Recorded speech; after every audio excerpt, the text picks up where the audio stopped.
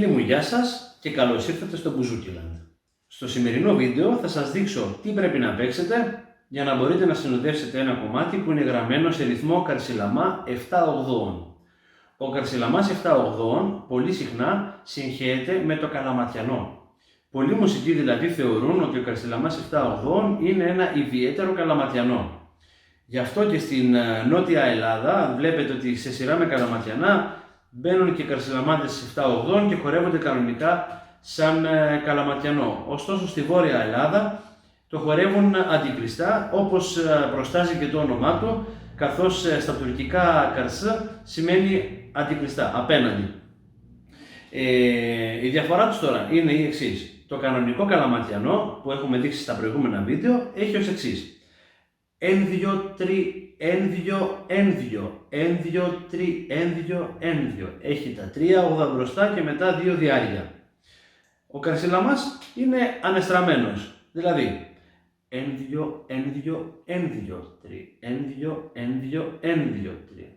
2 διάρκεια μπροστά, 1 τριάρι πίσω. Γι' αυτό πολλές φορές θα δείτε ότι προσπαθούν να βάλουν κομμάτια όπως ας πούμε το δικό μου πάπλωμα ή το παλαμάκια που είναι χαρακτηριστικοί καρσιλαμάδες 7/8, προσπαθούν να τα βάλουν σε σειρά με άλλα καλαματιανά και επειδή ακριβώς το μέτρημα είναι διαφορετικό, αυτός που έχει να παίξει την εισαγωγή δυσκολεύεται πάρα πολύ να μπει, να βρει που είναι το ένα και να μπει, και γι' αυτό πάρα πολλές φορές έχω τύχει εγώ προσωπικά σε live επάνω να γίνει λάθος και να βγουν από το μέτρο γιατί δεν μπόρεσε να μπει ο μπουζουξής, ο βιολιστής ή ο ακορντεονίστας. Πάμε τώρα να το δούμε αργά. 1, η νότα ρε με την πένα κάτω.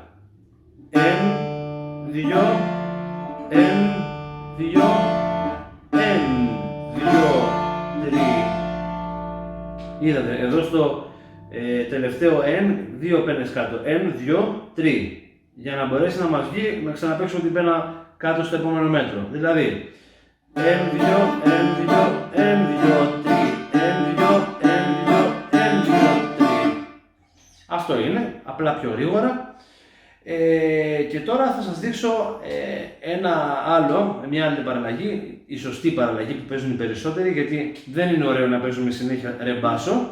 Παίζουμε ρε στο πρώτο μπάσο, λα στο δεύτερο μπάσο που είναι στο 3 και ξανά στο 4, στο 5 συγγνώμη, είναι ξανά ρε. Δηλαδή 1, 2, 1, 2, 1, 2, 3.